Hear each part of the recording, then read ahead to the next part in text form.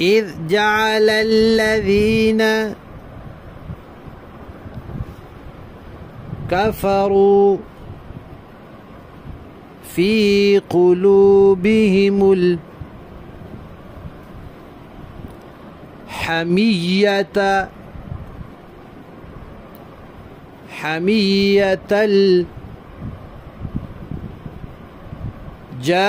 الجاهلية فأنزل الله سكينته على رسوله وعلى المؤمنين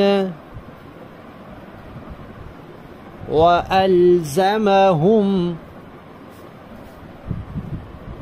كلمة التقوى وكانوا أحق بها وأهلها وكان الله بكل شيء